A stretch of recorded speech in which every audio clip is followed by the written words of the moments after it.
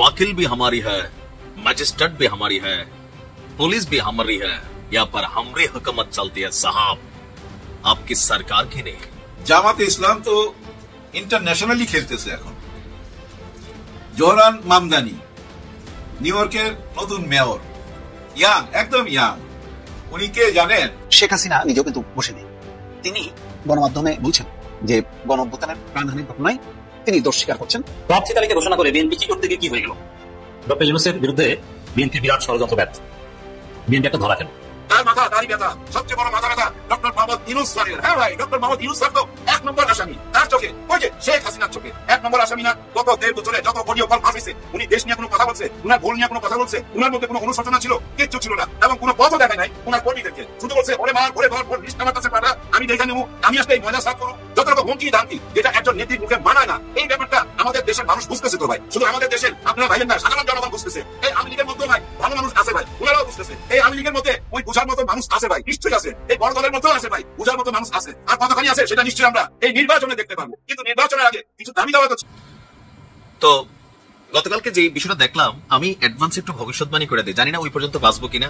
আওয়ামী লীগ যখন ক্ষমতায় আসবে, হতে পারে 20 বছর, 30 বছর, 10 বছর, জানি না আর কি ওই পর্যন্ত আল্লাহ পাক হায়াত রাখবে কিনা, বাট ভিডিওটা হয়তো থাকবে।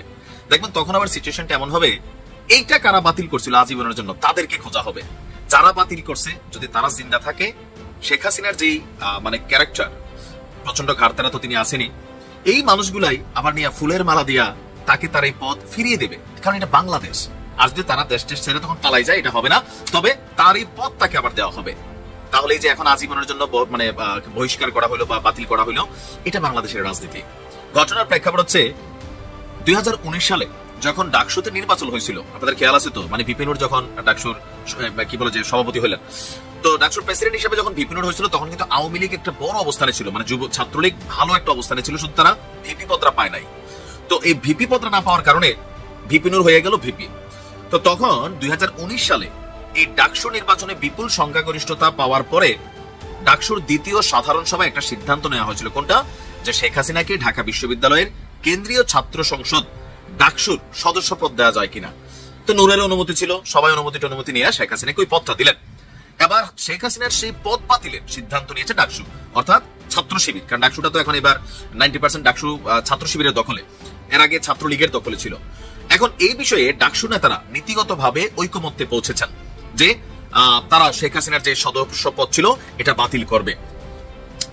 কাকতালীয়ভাবে আপনার 2019 সালে নির্বাচিত ডাকসুর দ্বিতীয় সাধারণ সভায় শেখ হাসিনাকে আজীবন সদস্য করা হলেও কাকতালীয়ভাবে 2025-এর ডাকসুর নির্বাচিত যারা প্রতিনিধি আছেন তাদের দ্বিতীয় সভাতেই আবার তার এই আজীবন সদস্যপদ বাতিলের সিদ্ধান্ত এসেছে। গণমাধ্যমে দেওয়া তথ্য বলছে যে সব নির্বাচিত প্রতিনিধি শেখ হাসিনার এই সদস্যপদ আজীবন বাতিল করার জন্য নীতিগতভাবে একমত হয়েছেন। এখন এটি কেবল আনুষ্ঠানিক কর্মকাণ্ড মাত্র। এখন শেখ হাসিনাকে ডাকসুর ওই মুহূর্তে কোনো ছাত্রী ছিলেন, যদি ইডেনের ছাত্রী ছিলেন, তারপরেও এত বড় পদে থাকলে বিভিন্ন রকম ডিগ্রি, সার্টিফিকেট, সদস্য পদ অনেক কিছু কিন্তু দেওয়া হয়, যেটা হিসেবে হয়তো তিনি পাইছেন।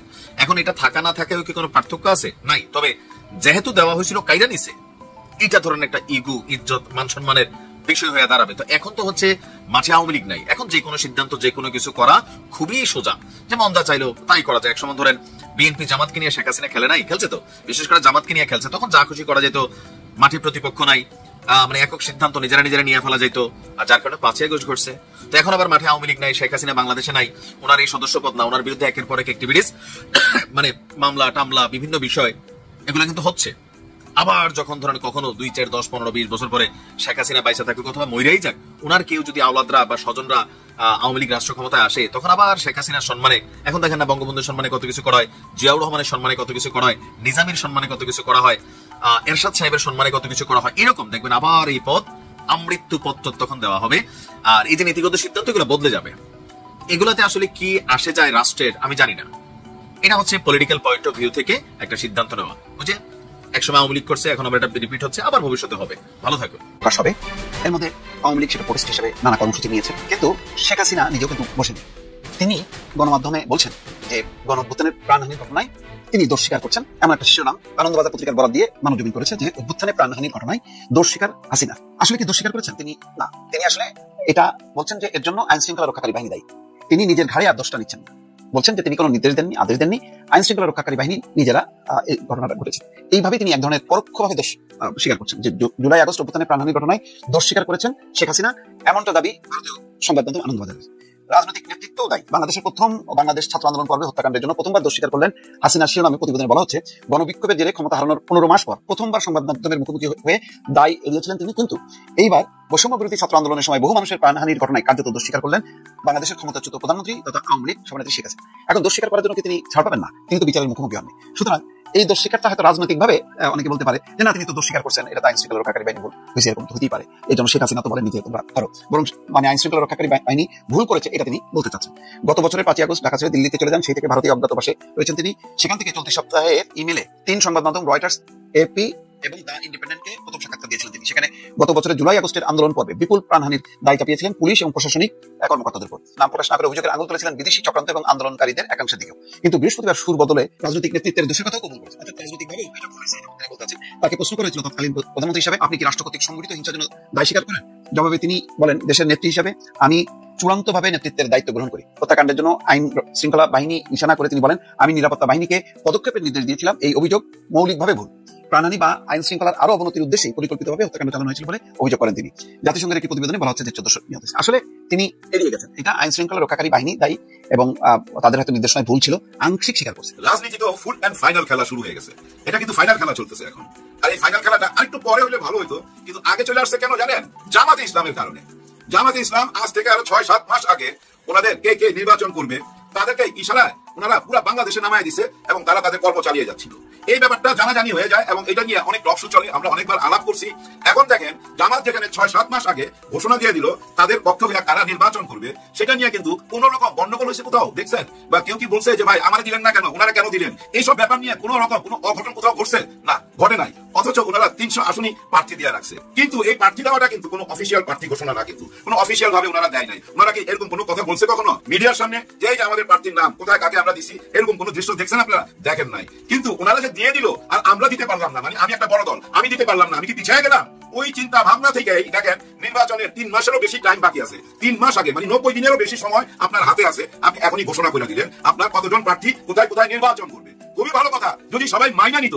এখন দেখেন ওনার দলের লোকেরাই মাইনা নিচ্ছে না ওনার প্রার্থীকে। দেখেন এক এক এলাকায় 3 থেকে 5 জন 10 জনও আছে ভাই প্রার্থী, এবং কাকে দিবেন এটা তো কেন্দ্রের ব্যাপার। কেন্দ্র নিশ্চয়ই বিচার আচার করে দিছে, এলাকার খোঁজ খবর নিয়ে দিছে, কিন্তু কি ধরনের খোঁজ খবর নিলেন? সবই তো দেখি উল্টা পাল্টা হয়ে গেল। এই যে একজন মানুষ মারা গেল গুলি খেয়ে, আপনার দলের লোকের, একই দলের লোকের তো আপনারা যদিও বলতেছেন ওই ছেলেকে আপনারা এখন চিনেন না, কিন্তু না চিনলে ভাই যাকে নমিনেশন দিলেন তার সাথে কেন সে যাকে নমিনেশন দেওয়া হলো চিটাগাঙ্গের কথা বলতেছি, ওনার সঙ্গে কেন উনি নির্বাচনে প্রচারণায় নামছে? ওনার ডাইনার তো উনি, হ্যাঁ ওই ছেলে মানে বাবলা, ওই বাবলার কথা বলতেছি। এই বাবলা জেল থেকে বাইরে ভাই এই 5 আগস্টের আগে বাইরে হওয়ার পর তার বিয়ে শাদীও করাইছে ওই প্রার্থী যাকে নমিনেশন দিছে, ওই প্রার্থী বিয়ে শাদী করায় তার পাশে রাখছে। এখন দেখেন উনি নমিনেশন পাওয়ার সঙ্গে সঙ্গে ওনার উপরে গুলি হইলো, উনি পেটে গুলি খাইছে, বাইচা গেছে, কিন্তু বাবলা বইরা গেছে। আর এই বাবলাকে ওই যে 5 আগস্টের পরে জেল থেকে বাইরেছে। এরকম ভাই হাজার হাজার বাবলা এই জেল থেকে বাইরেছে ভাই। বাংলাদেশের যত গডফাদার ছিল ভাই সব গডফাদার জেল থেকে বাইরে গেছে 5 আগস্টের পরে, কারণ আমরা এই দলের পক্ষে। ওই দলের উকিল লাই ওনাকে বাইরে নিয়ে চলে গেছে, বাইরে ছাইড়া দিছে। বাইরে ছাইড়া দেওয়ার পর ভালো হয়ে গেছে। জেলখানা তো মানুষকে ভালো করে, সে ভালো করতে পারছেন না? মোটেও না। জেলখানা মানুষকে ভালো করে না ভাই, আরো খারাপ করে দেয়। কারণ কি জানেন? সিস্টেমের কারণে। এই জেলখানা বৈশাই তো ভাই বাইরে সবকিছু চালায়, নাহলে ডন হয় কেমনে? জেলখানা বৈশাই তো কর্মকাণ্ড চালায়, নাহলে তো ডন হইতে পারে না। এই সিস্টেম এই দেশে আছে। যাই হোক সিস্টেমের কথা বাদ দেই। এখন দেখেন এমন একটা অরাজকতা দেশের চারিদিকে, কেমন একটা দুরবস্থা। তারা ভাই অন্য কোনো দলের লোক না, শুধু নিজেরা কি নিয়ে আমি ক্ষমতায় যাইতে চাই। একই এলাকায় যদি আপনারা 5 জন ক্ষমতায় যাইতে চান, কি করে 5 জনে নিয়ে যাবে? ওনারা যাদেরকে নমিনেশন দিছে একবার তাকান ওই তালিকায় দেখবেন সবই কিন্তু ওনারা। এখানে ভাই পরিবার তন্ত্র আছে, কিন্তু পরিবারের একজন ছিল মুরব্বী, উনি এখন পৃথিবীতে নাই, ওনার ছেলে অথবা ওনার ওয়াইফ অথবা ওনার অন্য কেউ বাইকনা ডাইকনা এরকমই পাচ্ছে। নতুন নেতা আসে নাই, কিন্তু ওই বংশ থেকেই নেতা আসতেছে। যার কারণ হচ্ছে কি জানেন? এই মাঠ পর্যায়ে এই ক্ষোভ, এই ক্ষোভের থেকেই ভাই ওই যে গোলাগুলি মারামারি পুরো দেশে ছায়া গেছে ভাই। আপনারা খবরগুলো শুনেন, প্রত্যেকটা চ্যানেলে যেসব নিউজ বলতেছে এই নিউজগুলা কি বার্তা দেয়? মনে হইতেছে একটা মগের মুল্লুক ভাই। হ্যাঁ মগের মুল্লুক। আমরা কিন্তু দেখেন কত সহজে ভুলে গেলাম। হ্যাঁ কত সহজে ভুলে গেলাম। এই জন্যই বলে খানদানি লোককে যদি আপনি 1 গ্লাস পানি খাওয়ান, কোন একদিন সে ওই পানি ঋণ শোধ করবে, আপনাকে কৃতজ্ঞতা জানাবে। আর 2 নম্বরই লোককে যদি আপনি রক্ত দিয়ে দেন, সেই রক্তের কথা ভুলে যাবে। হ্যাঁ ভাই সেই রক্তের কথা ভুলে যাবে, যেভাবে আমরা ভুলে গেলাম এই জুলাই করলেনি ভুলে গেছি তো আমরা। আমাদের সামনে আলোচনা অন্য কিছু, নির্বাচনের আলোচনা, এবং নির্বাচন আসার আগেই যে পরিস্থিতি তৈরি হয়েছে, এখন মানুষের মধ্যে তো সন্দেহ ঢুকে গেছে যে এই নির্বাচন হইতে পারে না। এই নির্বাচন কি করে হবে ভাই? এলাকায় একটা জেলায় তো সামলাইতে পারতেছে না। এই যে দেশে এখন যা কিছু হচ্ছে এগুলো কি সামলাইতে পারতেছে? সামলাইতে পারতেছে না। এর মধ্যে আবার দেখেন কিছু আর্মি ভাইদেরকে আমার ব্যারাকে ফেরত নিয়ে গেছে। কি কারণে নিয়ে গেছে এটা একটু চিন্তা করে ভাই করতে হবে। কিন্তু এই মুহূর্তে নিয়ে যাওয়াতে এইসব রংবাজরা ভাই, এই যে রংবাজরা, এরা আরো সাহস পেয়ে গেছে। এরা মনে করতেছে কিচ্ছু কিচ্ছু করবে না, আমু কিচ্ছু ছিনতে পারবে না। হ্যাঁ ভাই, দেখেন নাই থানার ওসিকে টেলিফোন কইরা কিভাবে ধমক দেয়, দেখে নেবো তোমার বাল বাচ্চা কোন দিক দিয়ে যায়, কোন স্কুলে পড়ে, সব খবর রাখি, তোমার সঙ্গে 2 মাসের মধ্যে দেখা করুম, তোমার ঘরে ঢুকে দেখা করুম, এরকম হুমকি দিতেছে না। এই হুমকিগুলো কি ভাই আরব থেকে আইসা বা ভিন দেশ থেকে আইসা কোনো লোক দিতেছে না, এই দেশের মানুষই দিতেছে। এই দেশে যারা রাজনীতি করে তাদের আসল চেহারা, আসল রূপটা ভাই বুঝতে পারছিল কে জানেন? শেখ হাসিনা। হ্যাঁ, বুঝতে পারছিল দেখে ওই দমন নীতি চালাইছিল, চালাইতে চালাইতে এমন জায়গায় পৌঁছে গেছিল দেশের মানুষ বুঝছেন ওই জুলুম আর নিতে পারতেছিল না। জুলুমের বিরুদ্ধে রুইখা দাঁড়ায়, রুইখা দাঁড়ানোর পর 5ই আগস্ট হয়। 5ই আগস্ট আসলে উনি পালায়া যায় এবং ওনার সাঙ্গ পাঙ্গ যারা ছিল সবাই পালায়া যায়, কিন্তু যারা কর্মী তারা তো থাইকা গেছে, তারা তো এই দেশের মধ্যে আছে। তারা করছে কি জানেন? এই যে একটা বড় দল, এই বড় দলের সাথে মিশে গেছে। কারণ কি জানেন? আওয়ামী লীগ একটা কর্মসংস্থা কইরা দিয়ে গেছে। হ্যাঁ, চাঁদাবাজির ভিতর দিয়া একটা কর্মসংস্থা কইরা দিয়ে গেছে যে এই মানুষগুলা চাঁদা তুইলাই খাবে। ওই চাঁদা সিস্টেমটা যে চালু করে দিয়ে গেছিল আর ওখানে যাদের কর্মসংস্থান হতো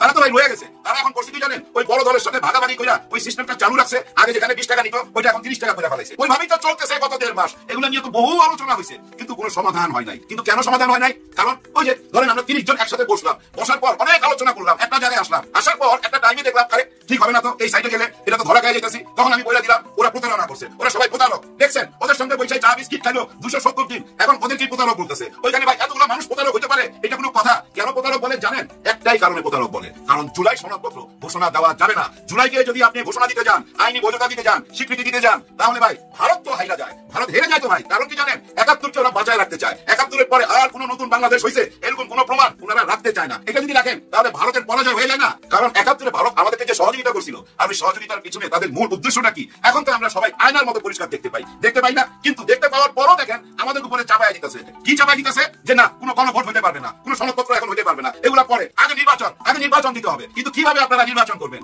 যেসব দৃশ্য এখন দেখতে পাইতেছি এই থেকে কি বোঝা যায় না যে আপনারা যদি নির্বাচনে হেরেও যান, হ্যাঁ হেরেও যান, সেটাও মাইনা নিবেন না, নিজেরাই মাইনে নিতেছেন না। 2 ভাই এক ভাইকে নমিনেশন দিছে, আরেক ভাই মাইনা নিতেছে না, আরেক ভাই তার দলবল নিয়ে তার উপরে হামলা করতেছে। আর জাতীয় নির্বাচনে যদি হাইরা যান আপনারা মাইনা নিবেন না, মাইনা নিতে পারবেন না, ওই মানসিকতা আপনাদের মধ্যে নাই। কিন্তু আপনারা কারা? আপনারা হলেন রাজনীতির সাথে জড়িত। হ্যাঁ, যারা আপনারা রাজনীতির সাথে জড়িত তারাই রক্তের কথা ভুলে গেছেন, জুলাই কথা ভুলে গেছেন, এখন নিজেদের স্বার্থ নিয়ে চিন্তা করতেছেন এবং জুলাই সনদপত্র যেন কোনোভাবেই স্বীকৃতি না পায় ওই কারণে এই অরাজকতা তৈরি করছেন। তার অর্থ কি জানেন? আপনারা আপনাদের নিজের লিডারকেই মানেন না। হ্যাঁ ভাই, আপনাদের লিডার তো বারবার বলতেছে, বারবার বহিষ্কার করতেছে, বহিষ্কার করতে 7,000 8,000 পান করে ফেলাইছে। কিন্তু 5ই আগস্টের পরে আপনারা নিজেরাই মারামারি করে 160 জনের উপরে পৃথিবী থেকে চলে গেছেন এবং 60টা ধর্ষণও করছেন, ধর্ষণ মামলা আছে 60টার উপরে। আপনারা কোন পথে নামছেন জানেন? জোরজার মুল্লুকতার। হ্যাঁ, জোরজার মুল্লুকতার ওই পথে নামা গেছেন। দেখেন ভাই ব্রাদার, কিছু সংখ্যক আর্মিকে ক্যান্টনমেন্টে নিয়ে যাওয়ার পর সবাই মনে মনে ভাবতেছে এটা কি ধরনের ঘটনা, এই টাইমে কেন নিয়ে গেল? এটাতে তো আরো রংবাজরা বেশি সুযোগ পেয়ে যাবে। ভয়ের কোনো কারণ নাই ভাই, ভয়ের কোনো কারণ নাই। ওনাদেরকে নিয়ে গেছে বুঝছেন ভালো করে বুঝাইবার জন্য। কি বুঝাবে? এই যে গত 1.5 বছরে যেসব লিস্ট হয়েছে এবং গত 1.5 বছরে যারা মামলা বাণিজ্য করে জেল থেকে বাইরে গেছে, বিশেষ করে আমি ডনদের কথা বলতেছি, রংবাজদের কথা বলতেছি, লুটেরাদের কথা বলতেছি, তাদের লিস্টটা তাদেরকে বুঝাই দিবে। আর্মি ভাইদেরকে সুন্দরভাবে বুঝাই দিবে, বুঝাই দিয়া আবার নতুন ভাবে মাঠে নামাবে, খুব তাড়াতাড়ি মাঠে নামাবে। এটা বিশ্বাস রাখেন, তখন দেখবেন তারা করে দিবে, আবার সবগুলো জেলে ঢুকাবে, কেউ বাইরে থাকতে পারবেন না। 50,000-এর উপরে অ্যারেস্ট হবে, মামলা হবে, দেখবেন লক্ষ লক্ষ মামলা হবে। ওই যে শেখ হাসিনা লক্ষ লক্ষ মামলা দিয়ে ফাঁসাইছিল কেন? সুন্দরভাবে দেশটা চালাবার জন্য না, রাজত্ব করার জন্য। যদি সুন্দরভাবে দেশ চালাতে চাইতো তাইলে কিন্তু পারতো, কারণ অনেক রংবাজকে তো সে ভিতরে ঢুকাই দিয়েছিল। আবার সেই রংবাজগুলোকে আমরা বাইর করছি, যার জন্য দেশে এত অস্থিরতা। শেখ হাসিনা সব কাজই খারাপ, খারাপের মধ্যে কি ভালো কাজ করে নাই? ভালো কাজের মধ্যে ছিল এই ডনগুলোকে, এই রংবাজগুলোকে জেলখানায় ভরছিল। ওই জেলখানা থেকে বাইর করাটা খুবই বড় ভুল হয়েছে। ওই ভুলের মাসুল এখন আমরা দিতেছি, কিন্তু আর মাসুল দিতে চায় না দেশের মানুষ, কারণ দেশের মানুষ কোনো ভুল করে নাই। জুলাই গণ অভ্যুত্থানের মাধ্যমে মানুষ বুঝাই দিছে, মানুষ দেশকে ভালোবাসে, মানুষ দেশটাকে নতুন বাংলাদেশ দেখতে চায়। এটা জনগণের মনের কথা ছিল জুলাই 5ই আগস্ট। সেই কথাটাকে কেউ এখন স্বীকার করতে চায় না। আপনারা স্বীকার না গেলেও কোনো কিছু করার নাই, যার যাবার সে যাবে, যার মাথা তারই ব্যথা। সবচেয়ে বড় মাথা ব্যথা ডক্টর মোহাম্মদ ইউনূস স্যারের। হ্যাঁ ভাই, ডক্টর মোহাম্মদ ইউনূস স্যার তো 1 নম্বর আসামি। তার চোখে ওই যে শেখ হাসিনার চোখে 1 নম্বর আসামি না? গত 1.5 বছরে যত অডিও কল ফাঁস হয়েছে, উনি দেশ নিয়ে কোনো কথা বলছে, উনার ভুল নিয়ে কোনো কথা বলছে, উনার মধ্যে কোনো অনুশোচনা ছিল? কিচ্ছু ছিল না, এবং কোনো পথও দেখায় নাই ওনার কর্মীদেরকে। শুধু বলছে ওরে মার, ওরে ধর, ওর লিস্ট আমার কাছে পাঠা, আমি দেখে নেবো, আমি আসলে ময়না সাফ করুন, যত রকম হুমকি ধামকি, যেটা একজন নেত্রীর মুখে মানায় না। এই ব্যাপারটা আমাদের দেশের মানুষ বুঝতেছে তো ভাই, শুধু আমাদের দেশের আপনারা ভাইবেন না, সাধারণ জনগণ বুঝতেছে। এই আওয়ামী লীগের মধ্যেও ভাই ভালো মানুষ আছে ভাই, ওনারাও বুঝতেছে। এই আওয়ামী লীগের মধ্যে ওই বুঝার মতো মানুষ আছে ভাই, নিশ্চয়ই আছে। এই বড় দলের মধ্যেও আছে ভাই, বুঝার মতো মানুষ আছে। আর কতখানি আছে সেটা নিশ্চয়ই আমরা এই নির্বাচনে দেখতে পাবো। কিন্তু নির্বাচনের আগে কিছু দাবি দাওয়া তো ছিল। আপনারা যে 270 দিন চা বিস্কিট খাইলেন, ওইটার হিসাব দিতে হবে না? ওইটার হিসাব দিতে হবে। দেখেন আজকে তো আপনারা দেখছেন জামাত ইসলামের সমাবেশ, বিরাট বড় সমাবেশ, মহা সমাবেশ। ওই সমাবেশ থেকে ওনাদের 5টা দফার দাবি কার হাতে তুলে দিছে? আমাদের ডক্টর ইউনূস স্যারের প্রতিনিধির হাতে তুলে দিছে। ওই 5টা দাবি তো মানতেই হবে। সবচেয়ে বড় দাবি, 1 নম্বর দাবি, জুলাই সনদপত্রের আইনি বৈধতা। প্রার্থী তালিকা ঘোষণা করে বিএনপি কি করতে গিয়ে কি হয়ে গেল? ডক্টর ইউনূসের বিরুদ্ধে বিএনপির বিরাট ষড়যন্ত্র ব্যর্থ, বিএনপি একটা ধরা খেল। দর্শক, বিবিসি বাংলার একটা রিপোর্টে চমৎকার কিছু তথ্য উঠে এসেছে। আসলে বিএনপি যে প্রার্থী তালিকা, এটা স্বাভাবিক কোনো রাজনীতি ছিল না। বিএনপি আসলে নির্বাচন চায় না, ওটা ছিল সরকারের বিরুদ্ধে বিএনপির কৌশলগত রাজনীতির অংশ। বিবিসি রিপোর্টে এটাই উঠে এসেছে। শিরোনাম, বিএনপির প্রার্থী তালিকা কি সরকারের সময়সীমার বিপরীতে কৌশল? তার মানে প্রার্থী তালিকা এটা বিএনপির ফেয়ার পলিটিক্স না, এটা কৌশল। অতএব যারা প্রার্থী তালিকায় স্থান পেয়েছেন তারা বলির পাঠা হতে পারেন, তাদের কপালে বিপদ আছে, তাদের টাকা পয়সা সব ফুরিয়ে যাবে, লোক পালতে যে দেউলিয়া হয়ে যাবেন, এবং টাকা পয়সা চাহিদা মেটাতে যে চাঁদাবাজি করতে যে অনেকে চাঁদাবাজির খাতায় নতুনভাবে নাম লেখাবেন, আর বেশিরভাগের নাম পুরাতন ভাবে আছে। তো এটা ধরা পড়েছে যে এটা একটা কৌশল। কারণ সহজভাবে বুঝেন যে এত আগে ভাগে প্রার্থী ঘোষণা করার কথা না।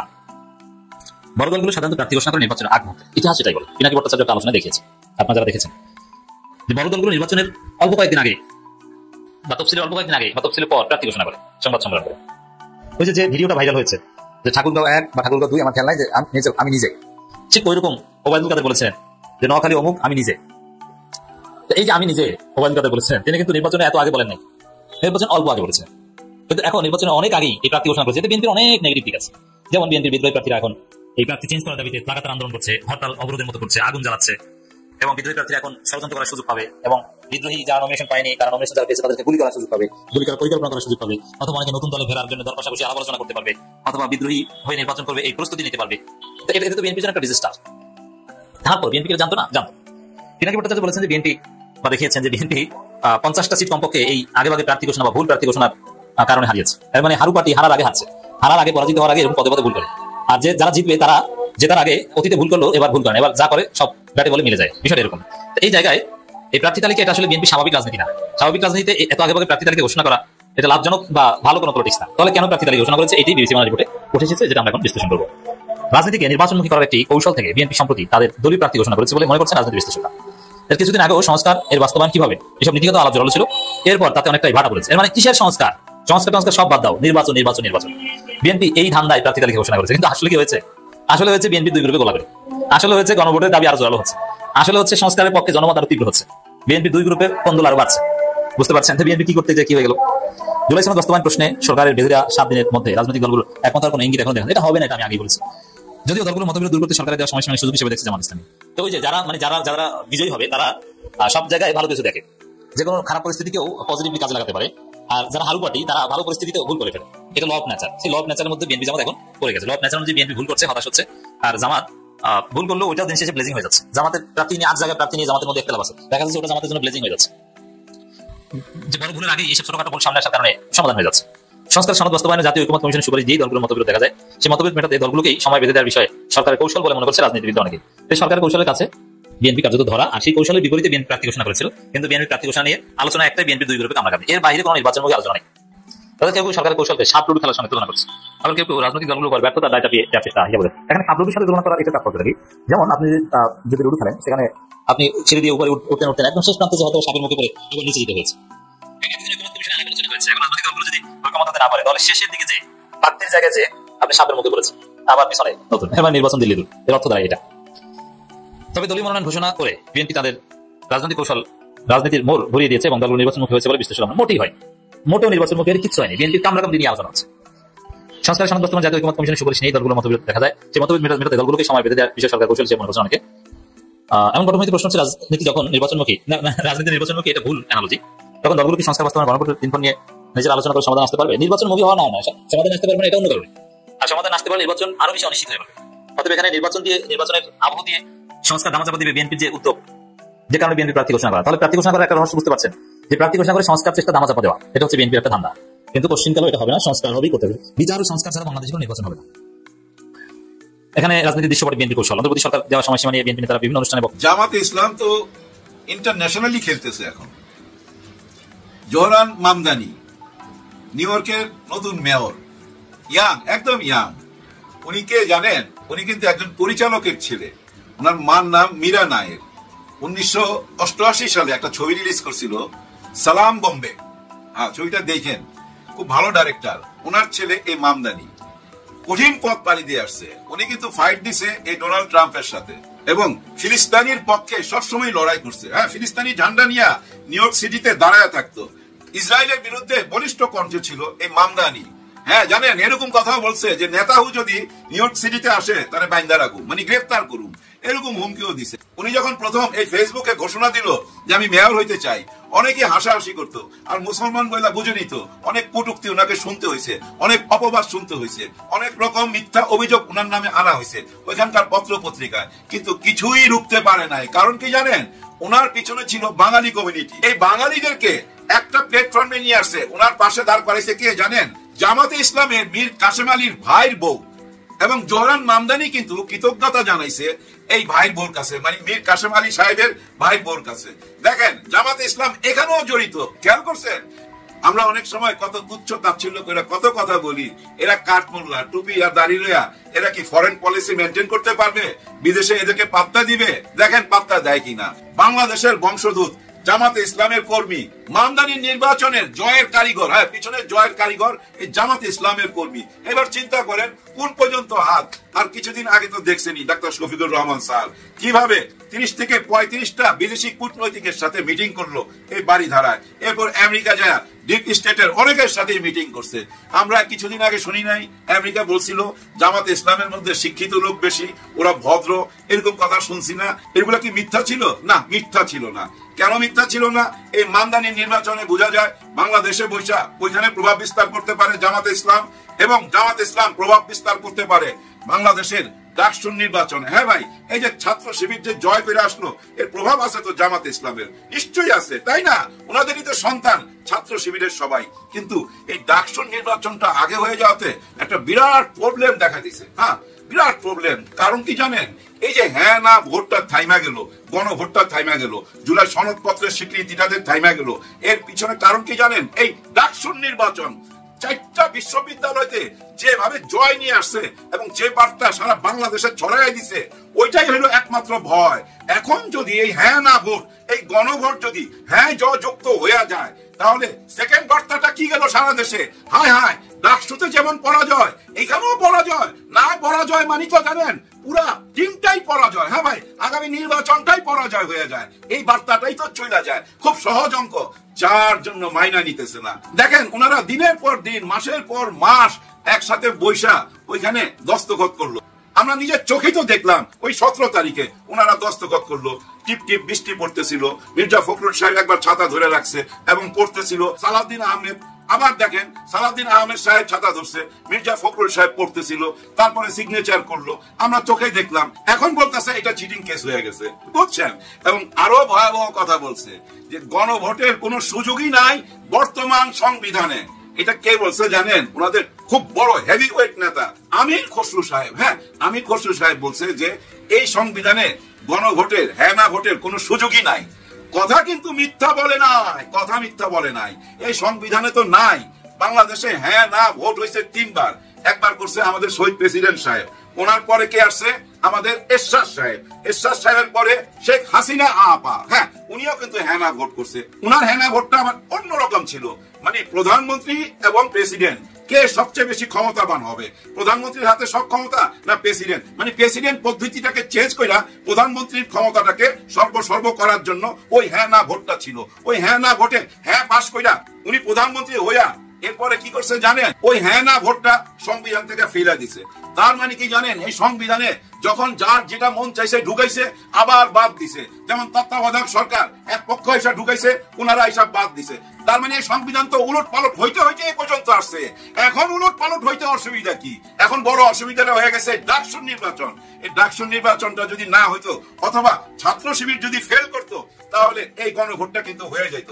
ভয়টা ওইখানেই। এই কথাগুলাই কিন্তু আমাদের তাহের সাহেব বলছে। আবার এদিক থেকে দেখেন আমাদের আব্বাস সাহেব কি বলতেছে। উনি বলতেছে আমরা কিন্তু অনেক ভদ্র, অনেক ভদ্রতা দেখাইছি, অনেক কিছু সহ্য করছি, কিন্তু আমাদেরকে বাধ্য করেন না। আমরা যদি মাঠে নামি, ট্যাবলেট খাওয়ার সময় পাবেন না। ট্যাবলেট, হ্যাঁ হ্যাঁ, ট্যাবলেট খাওয়াইতে চায় কারে? ডাক্তার তাহের সাহেবকে, ডাক্তার শফিকুর রহমান স্যারকে ট্যাবলেট খাওয়াইতে চায়। ওনারা দুজনই ডাক্তার। এখন ইনি কার থেকে প্রেসক্রিপশন নিয়ে আইলো এই ট্যাবলেটের? এক আল্লাহ জানে। আরো কি বলছে জানেন? 71-এ আপনারা দেশের বিরুদ্ধে কাজ করছেন। হ্যাঁ ভাই, ওই যে ওই ফ্যাক্টরিতে আবার ঢুকে গেল। ওই ফ্যাক্টরি 71-এর একটা ফ্যাক্টরি আছে, যে ফ্যাক্টরি থেকে ভাই প্রতি বছরই মুক্তিযোদ্ধার জন্ম নেয়। হ্যাঁ ভাই, এই ফ্যাক্টরি থেকে প্রতি বছর মুক্তিযোদ্ধার জন্ম নেয়। আমাদের দেশে এরকমও মুক্তিযোদ্ধা আছে 71-এ যার বয়স ছিল 6 থেকে 8 বছর। হ্যাঁ ভাই, 6 থেকে 8 বছর। এমনও শুনছি 3 বছরের বাচ্চাও নাকি মুক্তিযোদ্ধা ছিল। নতুন নতুন এই মুক্তিযোদ্ধা জন্ম নেয় এই মুক্তিযোদ্ধার ফ্যাক্টরি থেকে। এই কথাটার ইঙ্গিত কে দিছে জানেন? সাদেক কাইয়ুম। হ্যাঁ ভাই, সাদেক কাইয়ুম তো আজকে অগ্নি ঝরা বক্তৃতা দিছে। হ্যাঁ, একটা জিনিস মাথায় রাখেন, বাংলাদেশে আজ পর্যন্ত যত বিপ্লব হয়েছে, 71-এর স্বাধীনতা বলেন, এর আগে 52-এর ভাষা আন্দোলনের কথা বলেন, সেখানেও কিন্তু এই ঢাকা বিশ্ববিদ্যালয়, বাংলাদেশের সমস্ত বিশ্ববিদ্যালয়, এই ছাত্ররাই প্রথম মাঠে নামছে। ওনারা নামার পরেই ওনাদের পিছনে শক্তভাবে দাঁড়াইতো কারা? এই বাংলাদেশের বঞ্চিত জনগণ, ওনারাই দাঁড়াইতো। তারপরে বিপ্লব হইতো। কিন্তু এই বিপ্লবের পরে বিপ্লবের সুফল কেউ ঘরে তুলতে পারে নাই। কেন পারে নাই জানেন? আমাদের ওই যে হাত পা বাঁধা থাকে অন্য কোন দেশের কাছে, তারা আমাদেরকে ওই যে কাঠপুতলির মতন নাচায়, সুতা দিয়া নাচাইতে থাকে, সুতা দিয়া বাঁধা রাখে। তো যার কারণে বারবারই বিপ্লব বিফল হয়েছে। তারপর ওইটার সুফল কে ঘরে তুললো? ওই বিপ্লবের কারণেই তো বিএনপির জন্ম হইলো। আজকে সেই দিন, এই 7ই নভেম্বরে জনতা সিপাহী বিপ্লবের কারণেই কিন্তু বিএনপির জন্ম। হ্যাঁ, প্রেসিডেন্ট জিয়াউর রহমানকে ক্যান্টনমেন্টে আটকায় রাখছিল। এই জনতা সিপাহী বিপ্লবের মাধ্যমে উনি মুক্ত হয়েছেন। মুক্ত হওয়ার পরে এই দেশের হাল ধরছিলেন, এগুলা ভুলে গেলে হবে না। কিন্তু হাল ধরার আগে হ্যাঁ না ভোটটা করে নিছিল। যে হ্যাঁ না ভোটটার সুফল এরশাদ সাহেব ভোগ করছে এবং শেখ হাসিনা ভোগ করছে। ভোগ কইরা ওইটা সংবিধান থেকে ফেলে দিছে। যার জন্য বলছে এই সংবিধানে কোনো সুযোগ নাই হ্যাঁ না ভোটের, গণভোটের। আচ্ছা, আপনারা এই যে সংবিধানের কথা বলেন, কিন্তু এই সংবিধান মেনে কি কি কাজ করছেন গত 1.5 বছর? একটা কাজও কি এই সংবিধান মেনে হয়েছে? নিশ্চয়ই না, তাই না? এই সংবিধান এখন যেভাবে লেখা আছে ওইভাবে তো আপনারা নির্বাচনও চাইতে পারেন না। কারণ কি জানেন? এই সংবিধানে আছে তত্ত্বাবধায়ক সরকার আসবে যে কোনো প্রবলেম ক্রিয়েট হওয়ার পর, যে কোনো কারণে যদি তত্ত্বাবধায়ক সরকার আসে, সেই সরকার 90 দিনের মধ্যে, 3 মাসের মধ্যে নির্বাচন দিতেই হবে। কিন্তু এই সরকার তো 1.5 বছর পার করে দিছে। তার মানে কি এই সরকার তো সংবিধান মানতেছে না। আপনারা কেন সংবিধানের কথা বলেন? আসলে এইসব গ্যাঞ্জাম কইরা কোনো লাভ হবে না, কোনো রকম লাভ হবে না। ক্ষতির সম্মুখীন হয়ে যাবেন। হ্যাঁ ভাই, ভয়াবহ ক্ষতির সম্মুখীন হবেন। কারণ ওই যে 71-এর ফ্যাক্টরি থেকে যদি আবার ওই রাজাকার শব্দটা বাইর করে নিয়ে আসেন, আল বদর, তাদের বিচার হইতে হবে, এরকম বয়ান যদি দিতে থাকেন, এই বয়ানগুলা এই জেনারেশন নিতে পারে না। বিশ্বাস করেন, নিতে পারে না। আপনারা হয়তো বুঝতে পারতেছেন না, কিন্তু না বুঝা যে পথে চলে যাইতেছেন, ওই পথ থেকে কোনো সুফল ঘরে উঠাইতে পারবেন না। ওই পথে গেলে সুফল উঠাইতে পারবেন না। হ্যাঁ, এই জুলাই গণ অভ্যুত্থানের সুফল ঘরে উঠাইতে পারবেন না ভাই। ঠইকা যাবেন, বিশ্বাস করেন, ঠইকা যাবেন। মানুষ এখন অনেক সচেতন। এখন আপনি ওই 71-এর ফ্যাক্টরি থেকে কোনো শব্দ বাইর কইরা, কোনো স্লোগান বাইর কইরা স্বাধীনতার পক্ষের বিপক্ষের এই ধরনের রাজনীতি করার দরকার নাই। এই ধরনের রাজনীতি শুধু জ্ঞানজাম বাড়াইবে ভাই, দেশের জ্ঞানজাম বাড়াইবে। কোনো লাভ হবে না, 2 পয়সার লাভ পাবেন না। কারণ কি জানেন? বর্তমান সরকার সবকিছু ভুলা গেল, একটা কথা ভুলতে পারতেছে না। তারা রক্তের উপরে দাঁড়ায় আছে। এই সরকারের মধ্যে এমন অনেককেই পাবেন অনেক অপরাধ করছে, অনেক লুটপাটের সাথে হয়তো জড়িত, শোনা যায় অনেক টাকা অনেকে পাচার করছে। হইতে পারে, আমি এটা অস্বীকার চাই না, হয়তো প্রমাণ আছে, নাইলে এই ধরনের কথা সামনে আসতো কেন? তারপর আমি বলবো এই সরকারের একজনের কথা, ডক্টর মোহাম্মদ ইউনূস স্যার, উনার কথা বলবো। ওনাকে আপনারা হিলাইতে পারবেন না। উনি যেটা সিদ্ধান্ত নিয়ে ফেলছে সেটা কইরা ছাড়বে। নতুন বাংলাদেশের স্বীকৃতি দিবেই, জুলাই গণ অভ্যুত্থানের আইনি বৈধতা দিতেই হবে। এটা জনগণের চাওয়া। আর এই জনগণের মনের কথাটা যারা বুঝতে পারছে, তারাও বলতেছে হ্যাঁ না ভোট তাকে হইতে হবে। তারপরে সংসদের ভোট, ওই সংসদে যাওয়ার পরে আগে জুলাই সনদপত্রের আইনি বৈধতা, মানে গণভোট। এই গণভোটটা চাচ্ছে ওনারা আগে।